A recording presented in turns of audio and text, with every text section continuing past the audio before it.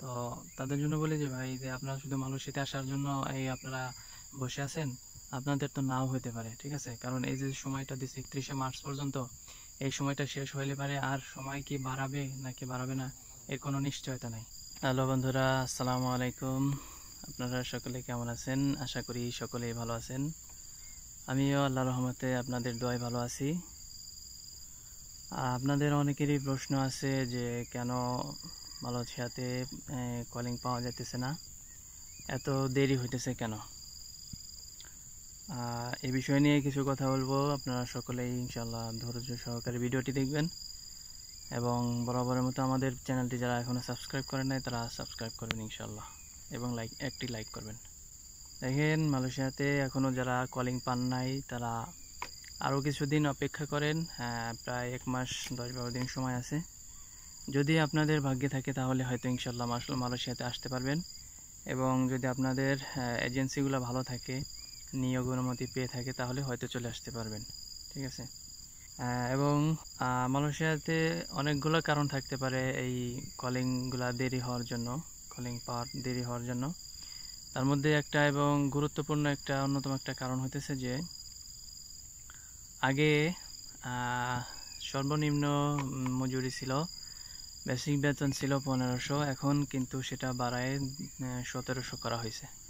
এটা মালয়েশিয়া সরকারের পক্ষ থেকে করা হয়েছে। এবং যখন এই কলিংটা ছাড়ে তার আগে অনেক কোম্পানি থেকে কিন্তু লোক আনার জন্য আবেদন করছিল সরকারের কাছে যে আমরা লোক নিতে চাই। এখন এই বেতন বাড়ানোর কারণে, বেসিক বেতন বাড়াই দেওয়ার কারণে তারা কিন্তু এখন এই চিন্তা করতেছে যে বেতন বাড়াই দিছে, এখন তারা লোক নিতে চাইতেছে না, ঠিক আছে? লোক নিতে চাইতেছে না, এজন্য হয়তো তারা এই পিছু টান দিতেছে, যার কারণে এই কলিং পাওয়াটা দেরি হইতেছে। এটা অন্যতম একটা কারণ। আর আরেকটা কারণ হইতেছে যে মালয়েশিয়াতে সরকার জানাই দিছে যে বাইরের থেকে একজন লোক যদি কাজের সুযোগ পায়, তো এই দেশের নাগরিক যারা তারা 3 জন লোক কাজের সুযোগ পাবে, এরকম ব্যবস্থা করতে হবে। সমস্ত কোম্পানিকে কিন্তু জানাই দিছে। তো এজন্য বাইরে থেকে লোক আনলে পারে তাদের হেলথ ইন্স্যুরেন্স আছে, তারপরে মেডিকেল করাতে হয়, তারপরে অন্য অন্য খরচপাতি আছে, যেমন সেফটি শু, এই বাজু, জুতা, তারপরে অন্য অন্য যত কিছু আছে সেফটির জন্য, সমস্ত কিছু কিন্তু কোম্পানি থেকে বহন করতে হয়।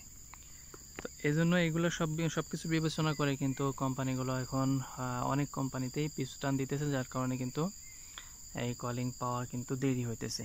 হ্যাঁ, তো আশা করি এই কিছুদিন বা এই 1-1.5 মাসের মধ্যে হয়তো আপনারা অনেকেই চলে আসতে পারবেন, আবার হয়তো অনেকে আসতে পারবেন না। দোয়া করি যারা টাকা পয়সা দিচ্ছেন করছেন তারা হয়তো চলে আসবেন।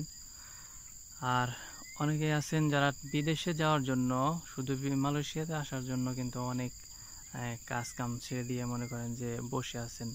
অনেকে বলতে আছেন যে আর কিছুদিন থাকবো দেশে, তাহলে এখন আর কাজ কাম কেন করব? তো এরকম অনেক মানুষ আছেন, ঠিক আছে? তো তাদের জন্য বলি যে ভাই যে আপনারা শুধু মালয়েশিয়াতে আসার জন্য এই আপনারা বসে আছেন, আপনাদের তো নাও হইতে পারে, ঠিক আছে? কারণ এই যে সময়টা দিচ্ছে 31শে মার্চ পর্যন্ত, এই সময়টা শেষ হইলে পারে আর সময় কি বাড়াবে নাকি বাড়াবে না এর কোনো নিশ্চয়তা নাই, ঠিক আছে? কেউ জানে না। তো এজন্য আপনারা আপনাদের যদি অন্য অন্য দেশে, ভালো কোনো দেশে কোনো লোক, পরিচিত লোক থাকে বা এজেন্সির সাথে কথা হয়, দেখেন যদি ভালো কোনো জায়গা পাওয়া যায় বা আপনাদের পরিচিত কোনো দালাল থাকে, তাহলে তাদের মাধ্যমে অন্য জায়গায় গেলে পারে ভালো হবে, ঠিক আছে? শুধু মালয়েশিয়াতে আসার জন্য বসে থাকলে দেখা গেছে যে আপনার এখানে যদি না আসতে পারেন তাহলে এই সময়টা কিন্তু আপনার বৃথা যাবে, ঠিক আছে? তো এটাই ছিল বলার। ভিডিওটি যদি ভালো লাগে তাহলে লাইক করবেন, সাবস্ক্রাইব করবেন এবং আমাদের সাথে থাকবেন মালয়েশিয়ার যে কোনো আপডেট পাওয়ার জন্য। আসসালামু আলাইকুম ওয়া রাহমাতুল্লাহি ওয়া বারাকাতুহু।